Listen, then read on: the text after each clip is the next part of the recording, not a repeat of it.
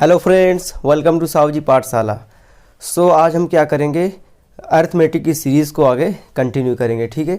आज हम फिर से अर्थमेटिक की आगे सीरीज़ में 10 क्वेश्चन अर्थमेटिक के लेकर आए हुए हैं। ठीक है। क्या करना है, आपको स्क्रीन पॉज करके खुद से पहले ट्राई करना है, देन आप सोल्यूशन देखना है, और प्लस सोल्यूशन देखने के साथ साथ आपको ये देखना है कि अप्रोच क्या लगाना है। ठीक है, वहाँ पर अप्रोच क्या लगाना है। और मैंने पहले ही बोला था कि इसको आपको सेकंड प्रायोरिटी पर रखना है जब घर पे आप प्रिपरेशन कर रहे हो। ठीक है। लेकिन हाँ, सिंप्लीफिकेशन को और क्वाड्रेटिक इक्वेशन हो गया, नंबर सीरीज़ हो गया और डीआई हो गया। ठीक है। तो इनकी प्रैक्टिस करना बिल्कुल ना भूले, डेली प्रैक्टिस करें इनको। ठीक है। उसके बाद देन अर्थमेटिक के कुछ बेसिक भी जानते रहिए। ठीक है। और उसकी भी प्रैक्टिस करते रहिए।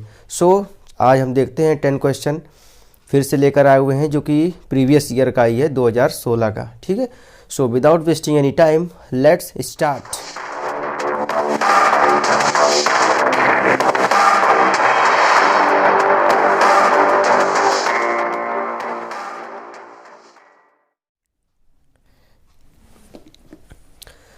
आपको स्क्रीन पर पहला क्वेश्चन शो हो रहा होगा। ठीक है, जो कि परसेंटेज का है।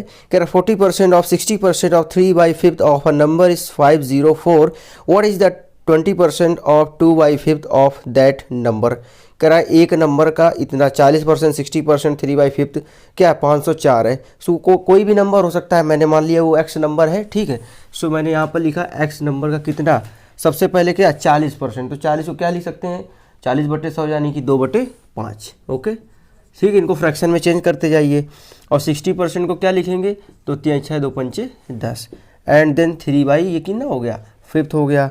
और इज इक्वल टू में क्या है, 504 है। यानी इस नंबर का इतना सब करने के बाद ये नंबर हमको मिल रहा है। तो ये हम नंबर हम से निकाल लेते हैं। क्या आएगा, देखो 3 त्रिका 9 दूनी 18। देखो 18 से ये कट जाना चाहिए, तो 18 3 54 होता है, तो 18 दूनी 36 है ना। और 36 यानी 14 18 8 144। ओके। इस तरह से यहाँ पर कितना आ गया, 28 आ गया। अब देखो इसमें 5 का मल्टीप्लाई करते जाओ। देखो 5 का करेंगे तो 28 पंचे 140, फिर 5 का करेंगे तो 700, फिर 5 का करेंगे तो 3500। इट मीन्स एक्स की वैल्यू कितनी आ गई, 3500 है ना। इस तरह से आपको 25 या हो सके तो 30 तक तो टेबल याद कर ही लो, है ना। बहुत जल्दी फिर आप कर लोगे, है ना। या तो फिर आप इसको 14 × 2 करके मल्टीप्लाई करके आप लोग कर लोगे, है ना। ठीक है। तो अप्रॉक्स 25 तक तो याद होनी चाहिए टेबल, है ना। एक्स की वैल्यू यहाँ पर आ गया। फिर कह रहा है कि इसका भी हमको क्या निकालना है, 25%, यानी कि 1/4, 25 चौको 100 और 2/5 इसका ये निकालना है। देखो 5 चौको 20 से 1 0 कट गया, इसका आधा करेंगे तो कितना आएगा, 175। बस दो का मल्टीप्लाई करेंगे तो 75 दूनी कितना हो गया, 150 का 50, और 2 करेंगे तो 3। It mean 350। डी ऑप्शन मेरा करेक्ट आंसर है। तो इस तरह से अगर आप सिंप्लीफिकेशन डेली कर रहे हैं, ये आपको बहुत जल्दी हो जाएगा। फिर इसीलिए सिंप्लीफिकेशन की प्रैक्टिस कभी मत छोड़ना, है ना। उससे क्या होगा कि कैलकुलेशन टाइप के अगर अर्थमेटिक में क्वेश्चन आते हैं तो ईजिली सॉल्व हो जाएंगे, बहुत जल्दी हो जाएंगे, है ना। बढ़ते हैं आगे। दूसरा क्वेश्चन आपको स्क्रीन पर दिख रहा होगा। कह रहा at present Tarun is twice the age of Vishal and half the age of Tanvi. After 4 years, Tarun will be 1.5 times Vishal's age and Tanvi will be 2.5 times of Vishal's age. What is the Tanvi's present age? तो इस तरह के question को तो आप अच्छी तरह जानते हो किस तरह से करना है। पहले हम इनका रेशियो बना लेते हैं। सबसे पहले क्या है, तरुण है। ओके, मैंने लिख लिया। तरुण के बाद क्या है, विशाल है ना। और विशाल के बाद क्या है, तानवी है। ठीक है, मैंने इनको इस तरह से लिख लिया। ये विशाल लिखा हुआ है ना। फिर कह रहा है कि तरुण है ना, वो ट्वाइस है एज ऑफ विशाल का, यानी विशाल का अगर 1 है तो ये क्या है, जस्ट इसका डबल है। And half the age of Tanvi, Tanvi की एज से ये तरुण क्या है, हाफ है। इट मीन्स अगर ये 2 है तो इसको 4 होना पड़ेगा, तब तो इसका हाफ ये होगा, है ना। उसके बाद कह रहा 4 years आफ्टर, यानी 4 साल बाद। 4 साल क्या, हमने नीचे क्रॉस लगा दी, यानी 4 साल बाद। अब उनका रेशियो क्या रहा होगा, कह रहा 4 साल बाद तरुण विल बी 1.5 टाइम्स विशाल्स एज। तरुण जो है ना, विशाल का 1.5 टाइम्स हो जाता है।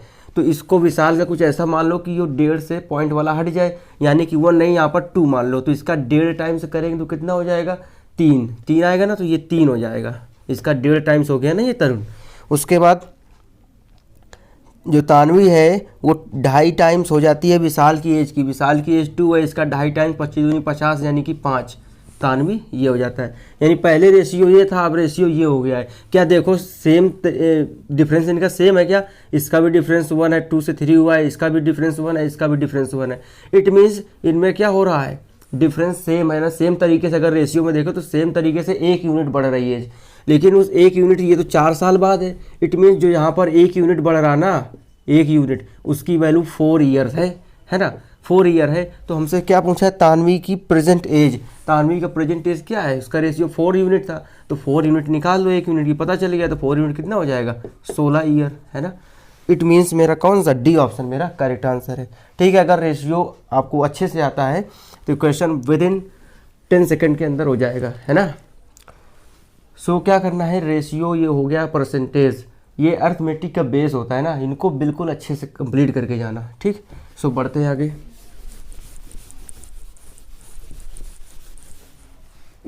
सो मेरा अगला क्वेश्चन आपको दिख रहा होगा, पाइप एंड सिस्टर्न का है। कह रहा 2 pipe can fill a cistern separately in 24 minute and 40 minute respectively. Waste pipe is opened which can drain the cistern at 30 litres per minute. If all the pipe are open together then the cistern fills in 1 hour. The capacity of the cistern is, capacity पूछा है, cistern में कितना पानी आ जाता है।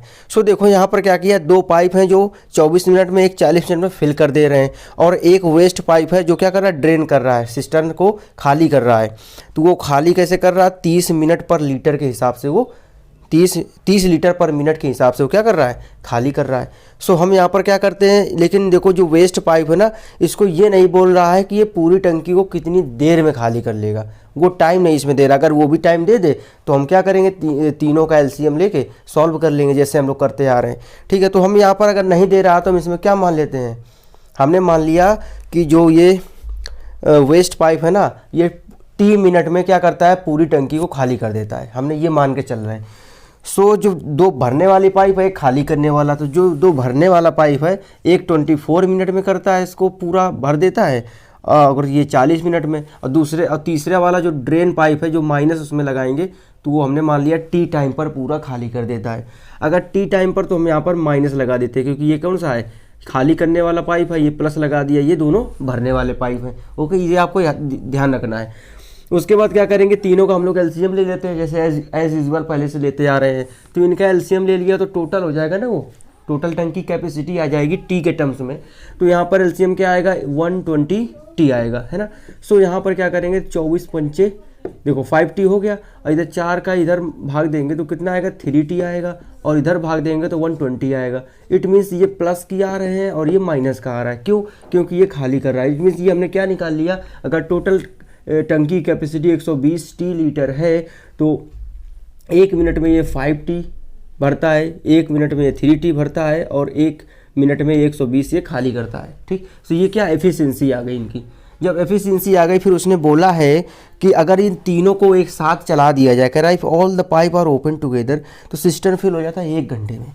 अगर तीनों को एक साथ चला देंगे तो कैसे भरेंगे, देखो 5T + 3T ये तो 8T हो गया, है ना, और ये माइनस का 120 है, यानी इतनी एफिशिएंसी से अब तीनों काम करेंगे टोटल एफिशिएंसी से 1 घंटे में, यानी 60 मिनट में। तो 60 मिनट में ये जितना पानी पूरा भर देंगे ना, वही तो ये पानी है 120, इतनी तो कैपेसिटी है, जितनी कैपेसिटी होगी उतने तो पानी भर पाएंगे। तो ये तीनों मिलके इस कैपेसिटी से 60 मिनट में भर देंगे, तो इतना ही तो भर रहे होंगे, है ना।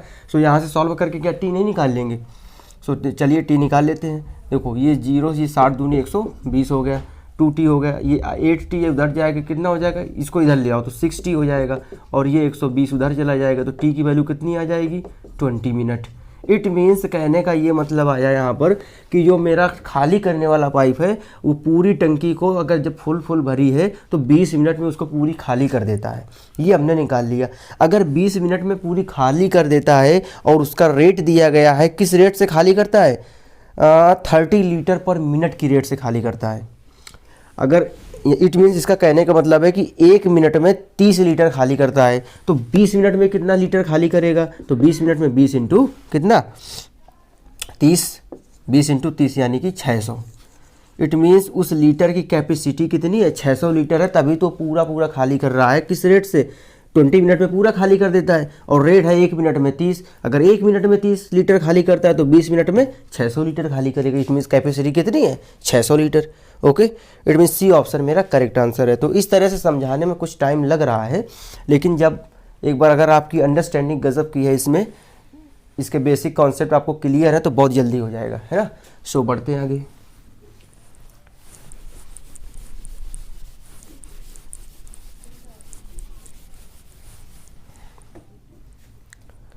सो मेरा अगला क्वेश्चन है, कह रहा a boat covers 50 kilometre in 2 hours downstream and covers the same distance in 5 hour upstream, then find the distance covered in 3 hours in still water. यानी अब पानी शांत है, पानी का कोई उस पर वेग नहीं है, तब कह रहा है कि 3 घंटे में वो जो बोट है कितनी दूरी चल चुकी होगी।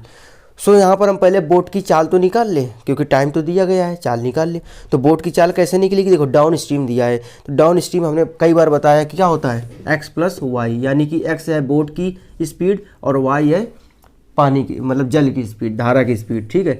सो ये कितना दिया गया है यहाँ पर 50 किलोमीटर और 2 घंटे में। इट मीन्स चाल निकालेंगे तो क्या होगा 50/2, यानी चाल क्या होता है दूरी बटे समय, तो कितना आएगा 25 किलोमीटर पर आवर। ये है अप डाउन स्ट्रीम की। अप स्ट्रीम की x माइनस वाई वो कितना है, कह रहा सेम स्पीड को 50 किलोमीटर की 5 घंटे में, तो 50/5 कितना आएगा 10 आएगा, 10 किलोमीटर पर आवर। ये आ गया क्या, ये है ये है डाउन स्ट्रीम, ठीक है, और ये है अप स्ट्रीम। अब क्या यहाँ से हम x नहीं निकाल लेंगे, इक्वेशन 2 टाइप की बन गई ना, तो x कैसे निकालेंगे, इसका सिंपल सा फंडा होता है, जब x प्लस वाई और x माइनस वाई हो तो सिंपल से इनको ऐड कर दो तो y तो ऑटोमेटिक कट जाएगा। यहाँ पर 2x की वैल्यू कितनी आ जाएगी 35, है ना, तो x की वैल्यू कितनी आ जाएगी, इसका हाफ यानी कि 17.5। इट मीन्स x की वैल्यू कितनी आएगी 17.5 किलोमीटर पर आवर। ये बोट की स्पीड आ गई, बोट की स्टिल वाटर में। तो स्टिल वाटर में 3 घंटे बोल रहा 3 घंटे अगर चले तो कितना चल जाएगी, तो इसी में 3 का मल्टीप्लाई कर दो, दूरी बराबर क्या होता है चाल गुणे समय, तो ये दूरी आ जाएगी, कितना आ जाएगा देखो 3 × 5 = 15, 3 × 7 = 21 और 1 = 22, 3 × 2 = 5, 52.5 किलोमीटर क्या होगा चल चुकी होगी। नहीं, ए ऑप्शन मेरा करेक्ट आंसर है। तो इस अगला क्वेश्चन है कि certain some in certain time becomes rate 5000 at the rate of 12% per annum SI and the same sum amounts to rate 2000 at the rate of 4% per annum SI in the same duration, find the sum and time। करना principal भी बताओ और time भी बताओ।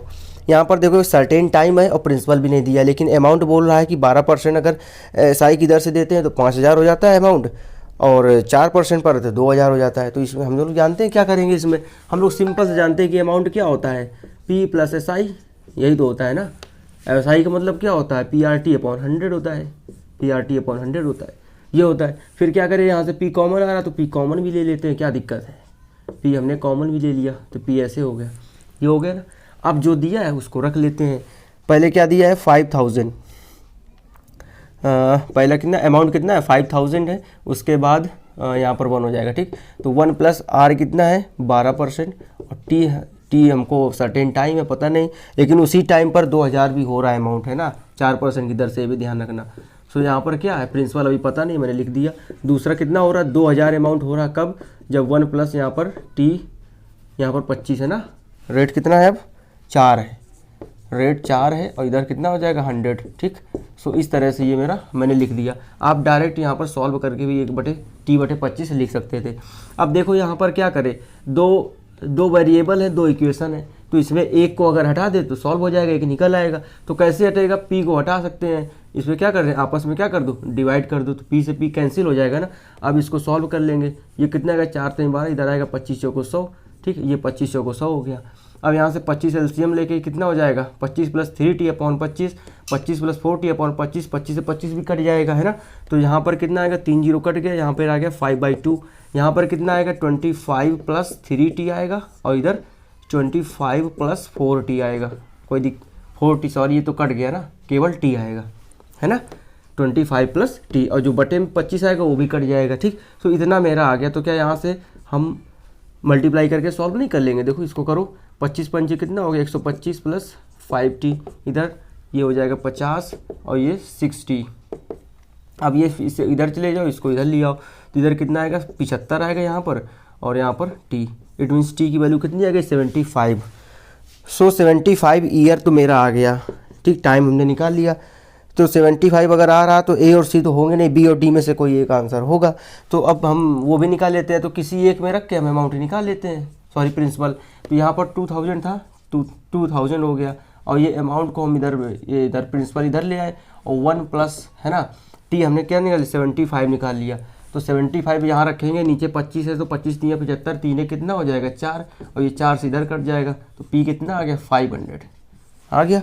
It means D option मेरा correct answer है। तो कुछ नहीं, बस इक्वेशन सॉल्व करना था। जैसे आप जितनी जल्दी इक्वेशन आप सॉल्व कर लेते हैं उतनी जल्दी ये आंसर आ जाएगा, ठीक है। सो बढ़ते हैं आगे।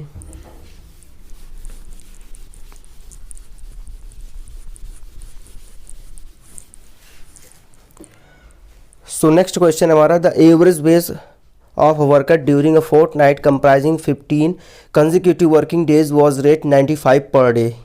कह रहा 15 कंसेक्यूटिव वर्किंग डेज का जो उसका एवरेज है वो 95 है पर डे है। सो अगर 15 डेज का कितना है 95 पर डे एवरेज आ रहा है, ठीक है। कह रहा ड्यूरिंग द फर्स्ट 7 डेज, कह रहा पहले के 7 डेज में उसका एवरेज कितना है 92 है, ठीक है। फिर कह रहा अगले 7 लास्ट के 7 डेज में उसका कितना है 97 एवरेज है। टोटल एवरेज 15 दिनों का 95 है, पहले 7 का एवरेज 92 है और लास्ट के 7 का एवरेज 97 है। ये अगर इनको जोड़े तो ये तो 7 7 14 ही हो रहा है, यानी एक बच रहा अभी ना, तो एक ये एक दिन बच रहा है ना, तो 15 से वो जो एक दिन होगा वो कौन सा दिन होगा 8वां दिन होगा ना, यही पूछा उसने। क्या पूछा what was his veg on 8th day, मैंने 8वें दिन उसका क्या रहा होगा वेज, जो उसका मिल रहा ना मजदूरी, वो क्या रही होगी। तो हम यहाँ से जानते हैं किस तरह से निकालेंगे। देखो 92 ये 95 टोटल 95 होना है एवरेज, लेकिन पहले 7 का 92 है, ये क्यों भैया, ये कितना कम है 95 से, माइनस का 3 कम है। अगर एक दिन में -3 कम एवरेज आ रहा है, -3 कम है ये एवरेज में, तो टोटल में कितना कम होगा भाई। एवरेज में क्या होता है हर एक की अलग अलग मतलब सेम वैल्यू होती है। अगर एक में -3 कम है टोटल वाले से, तो 7 में कितना कम होगा टोटल -21, 7 21 माइनस कम। और ये कितना ज़्यादा है, ये +2 ज़्यादा है, +2 ज़्यादा है एक में, तो 7 दिन में कितना ज़्यादा हो जाएगा +14 है ना। अब इसका देखो ये कितना है, अगर इनका हम डेविएशन ले तो कितना आ रहा है डेविएशन, अभी यहाँ पर 21 में 14 घटेंगे -7 आ रहा है, -7 डेविएशन आ रहा है, जबकि हम लोग जानते हैं एवरेज में डेविएशन 0 होना चाहिए। अब ये -7 कहीं ना कहीं तो एडजस्ट होगा ना, तो एडजस्ट कहाँ हो जाएगा, 7 से 14 हो चुके थे, जो 8वां दिन आ रहा है ना उसी में एवरेज हो जाएगा। तो 8th दिन का वेज कितना आएगा भाई, एवरेज टोटल 95 है तो 95 तो होना ही चाहिए, और इसको एडजस्ट करना है। अगर -7 है तो +7 भी कहीं ना कहीं होगा, तब तो डेविएशन 0 होगा ना। तो यहाँ पर +7 कर दो तो कितना आएगा 102, यानी कि 8वें दिन उसको 102 रुपये मिल रहे हैं वेज का, है ना। तो इतनी जल्दी सॉल्व हो जाएगा, बस अंडरस्टैंडिंग एवरेज की होनी चाहिए, ठीक। सो बढ़ते हैं आगे।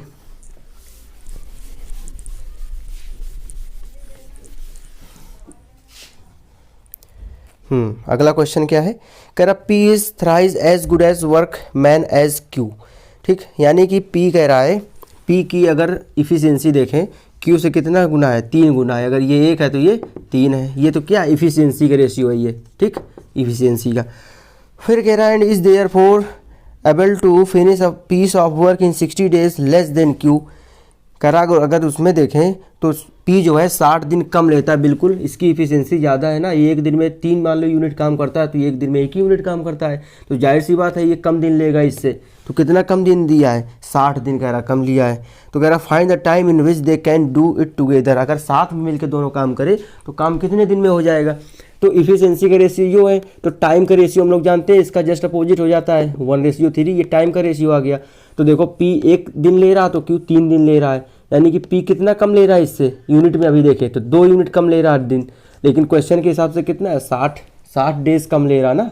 तो 2 यूनिट की वैल्यू 60, तो एक की कितनी आ गई 30 डेज, तो ये कितना हो गया 30 दिन लगा रहा काम करने में, तो ये कितना लगा रहा जस्ट इसका 3 गुना 90 दिन लगा रहा काम करने में पूरा, ठीक 90 दिन लगा रहा है। इनका काम निकाल लिया ना कि वही काम है पी 30 दिन में पूरा कर लेता है, ये क्यों 90 दिन में पूरा करता है। ओके, यहाँ तक क्लियर। फिर कह रहा दोनों मिल के करें तो कब होगा, तो हम लोग जानते हैं अगर 30-90 का एलसीएम लेंगे तो 90 ही आएगा, ठीक, टोटल काम 90 हो गया। तो इफिशियंसी एक की कितनी आ रही 30-90 यानी 3, और इसकी देखो 90 में 90 का भाग देंगे तो 1, यानी इफिशियंसी इसकी 1 आ रही है। तो टोटल काम कह रहा है दोनों मिल के करें तो दोनों मिल की इफिशियंसी कितनी हो जाएगी 3 और 1 4, तो दोनों जब मिल के करेंगे तो एक दिन में 4 काम होगा। तो टोटल काम 90 है तो 4 काम होगा तो कितने दिन में करेंगे 90/4 कर दो, यानी कि 45/2, 45/2 22.5, ठीक। कौन सा ऑप्शन हो गया, डी ऑप्शन मेरा करेक्ट आंसर है। तो इस तरह से ये इस टाइप के क्वेश्चन आप एक्सपेक्ट कर सकते हो, एक है ना। चलिए बढ़ते हैं आगे।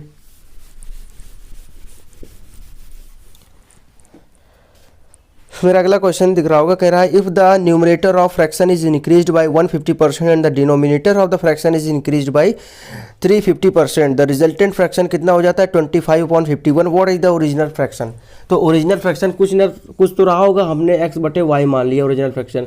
ये नोमिनेटर होता है, ये डिनोमिनेटर होता है। तो न्यूमरेटर में कितना बढ़ रहा है 150%, यानी 100 है तो उसमें 150% बढ़ा के कितना कर ले रहा है 250%। डायरेक्ट कितना कर दे रहा है 250% की ये दे रहा है, ठीक। और नीचे y कितना किए दे रहा है, y को 350 बढ़ा रहा है, यानी कि 450 कर दे रहा है 450%। तब कह रहा हो कितना जाता है, ये हो जाता है 25/51, ठीक। सो यहाँ से क्या करेंगे, परसेंट से परसेंट कटा, ये 0 से 0 कटा, 25 इधर 25 कटा, और ये 3 से कट जाओगे 17 आएगा, इधर कितना आएगा 15 आएगा। इट मीन्स ओरिजिनल, ये ओरिजिनल फ्रैक्शन है ना मेरा, तो ओरिजिनल फ्रैक्शन क्या आएगा x/y, 15 उधर चला जाएगा 15/17। तो कौन सा ऑप्शन, सी ऑप्शन मेरा करेक्ट आंसर है, ठीक। कोई दिक्कत। चलिए बढ़ते हैं आगे। ये 2016 का प्रीवियस ईयर का क्वेश्चन पेपर है IBPS क्लर्क का, ठीक है। सो आप थोड़ा सा अंदाजा लगा ली इस बार का कैसा आएगा। चलिए अगला देखें। Rampal is a dishonest shopkeeper है, ठीक है। The 1 kg weight that he uses actually weight 600 gram, how much % profit does the gain on the sale of the item. देखो डिसऑनेस्ट शॉपकीपर का एक केवल कॉन्सेप्ट याद रखो और कुछ भी नहीं याद रखना है। देखो 1 kg वेट है किसी चीज़ का, ठीक है, उसको 1 kg देना चाहिए। अगर 1 kg का वेट है 1 kg ही वो दे रहा, कोई 1 kg सामान लेने के लिए आया है, अगर वो बंदा 1 kg ही उसको देता है तो वो तो ऑनेस्ट पर्सन है, उसमें डिसऑनेस्ट जैसा कुछ है ही नहीं, बेईमान है ही नहीं। लेकिन अब ये डिसऑनेस्ट है, यानी कुछ तो गड़बड़ करेगा वो। तो ये गड़बड़ क्या कर रहा है कि 1 kg को सामान को कितने ग्राम में बेच रहा है, 600 ग्राम कह के बेच रहा है। वो लेने आया 1 kg लेकिन दे रहा उसको 600 ग्राम, है ना। सो ये डिसऑनेस्ट हो गया। तो ये क्यों ऐसा कर रहा है, इनका मकसद क्या होता है, इनका मकसद होता है ज़्यादा से ज़्यादा लाभ कमाना, ठीक, लाभ कमाना होता है। तो हम लोग जानते हैं अगर हम इसका रेशियो ले तो रेशियो क्या होगा, जैसे हम बोले कि कोई 4 यूनिट की चीज़ को हम 7 यूनिट में बेच रहे हैं, है ना, यानी इतनी यूनिट थी और 7 यूनिट में बेच रहे हैं, तो कितने का प्रॉफिट ले रहे होंगे हम, 3 यूनिट का प्रॉफिट ले रहे होंगे, तब तो इतने में बेच रहे हैं ना, है ना। तो और परसेंट पूछेगा तो 3/4 करके और 25 या 75 करके 75% बोल देंगे कि अगर 4 की चीज़ 7 में बेचा तो 75% उसका प्रॉफिट हो गया। तो मेन मकसद 4 की चीज़ 7 में बेचने का यही तो हुआ कि प्रॉफिट कितना हो रहा है उसका, प्रॉफिट के लिए तो उसने बेचा ना। तो डिसऑनेस्ट भी क्या कर रहा है, प्रॉफिट के लिए ही वो ऐसा कर रहा है, ठीक। अगर प्रॉफिट के लिए कर रहा है तो सिंपल सा एक काम ध्यान रखो, हमको परसेंटेज प्रॉफिट परसेंट निकालना है, तो प्रॉफिट परसेंट के लिए रेशियो होना चाहिए 2 रेशियो, जैसे अभी हमने उदाहरण लिया था। तो देखो 600 ले रहा है, 600 दे रहा है और 1000 kg वो लेने आया था, तो क्यों का ऐसा कर रहा है, प्रॉफिट लेने के लिए ना। तो इसको पहले रखेंगे, इसको बाद में रखेंगे, ठीक, बस ये क्या इसका रेशियो ले लेंगे। तो रेशियो 2 0 से 2 0 कट गए और सॉल्व करो, 2 3 6 2 5 10। इट मीन्स 3 की चीज़ वो 5 में बेच रहा है ना। तो इसमें क्या हो जाएगा, अब निकाल लेंगे 2/3 कितना, 2 का प्रॉफिट लेके और परसेंट पूछा है तो उसका क्या बोलते हैं CP नीचे आ जाएगा। अब CP हो गया, ये एक तरह का ये CP हो गया, SP हो गया, है ना। तो इसमें क्या करेंगे 200/3 यानी कि 66.66 आएगा, तो इसको 7 लिख सकते हो, है ना, ऐसे ही आ रहा होगा, ठीक। यानी कि डी ऑप्शन मेरा करेक्ट आंसर है। तो इस तरह के सवालों को जब भी डिसऑनेस्ट वाला आ जाए तो माइंड में बस एक ही चीज़ रखना है, वो कुछ भी करेगा प्रॉफिट के लिए करेगा। तो जो कम वाली चीज़ है उसको पहले रख लेना, जो ज़्यादा उसको बाद में रख लेना, आंसर मेरा तुरंत आ जाएगा, ठीक। और बाकी कुछ दिमाग लगाना नहीं, बहुत तरीके से इसमें फार्मूले भी होते हैं, तो फार्मूले मुझे आज तक याद नहीं हुए हैं, अगर आपको याद हो जाए तो बुक में होगा, आप याद कर लेना, ठीक है। और बाकी ऐसे करना हो तो फिर ऐसे कर सकते हो। ये तो इसमें कुछ याद रखना ही नहीं, माइंड में एक चीज़ रखना है कि बस उसको प्रॉफिट के लिए ऐसा कर रहा है, ठीक। सो मिलते हैं नेक्स्ट वीडियो में, तब तक के लिए धन्यवाद।